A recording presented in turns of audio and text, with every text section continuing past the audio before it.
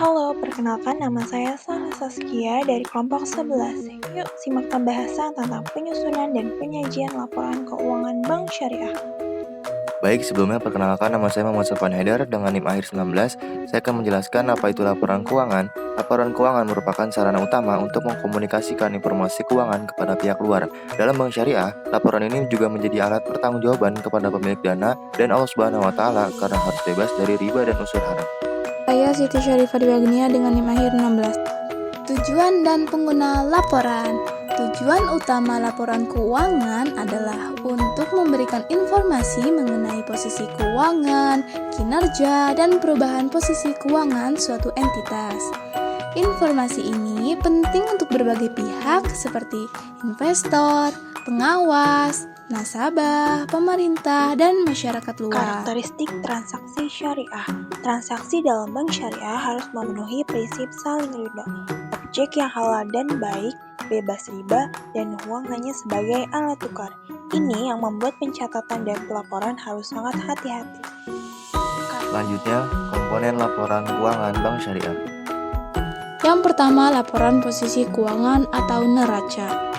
Bank Syariah mencatat aktiva, kewajiban, dana syirka temporer atau DST, dan ekuitas. Rumus laporan posisi keuangan yaitu aktiva sama dengan kewajiban ditambah dana syirka temporer ditambah modal. Penyaluran dana disajikan sesuai akad syariah seperti murabahah atau piutang, mudorobah dan musyarakah atau investasi, serta ijarah atau aset ijarah. Yang kedua, laporan laba rugi. Laporan laba rugi Bank Syariah menunjukkan pendapatan dari jual beli bagi hasil dan sewa. Sebagian keuntungan dibagi ke nasabah, tapi itu bukan beban bank. Bank juga dapat penghasilan dari jasa, dan semua biaya operasional ditanggung oleh bank sendiri. Yang ketiga, laporan perubahan ekuitas. Laporan perubahan ekuitas ini menjelaskan bahwa perubahan modal dalam bank syariah selama satu periode. Isinya meliputi modal yang disetor, laba yang ditahan, serta dana dari pihak non-pemilik seperti zakat, infak, wakaf, dan dana titipan lainnya. Yang keempat, ada laporan arus kas. Laporan arus kas Bank Syariah berfungsi untuk menunjukkan aliran masuk dan keluar kas selama satu periode. Laporan ini membantu mengetahui kemampuan bank dalam menghasilkan kas dari aktivitas operasional, investasi, dan pendanaan. Hal ini penting untuk menilai likuiditas dan kemampuan bank memenuhi kewajiban serta mendukung aktivitas operasional dan investasi syariah. Yang kelima, catatan laporan keuangan. Catatan atas laporan keuangan ini menjelaskan informasi tambahan yang tidak disampaikan secara rinci dalam laporan utama. Catatan ini mencakup kebijakan akuntansi, rincian transaksi syariah seperti akad yang digunakan, dan penjelasan aset, liabilitas, serta komitmen syariah.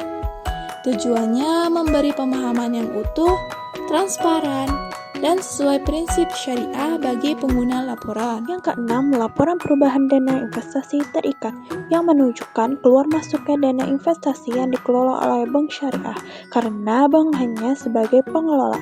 Dananya tidak dicatat sebagai aset atau kewajiban bank. Isinya transparan dan sesuai dengan prinsip syariah.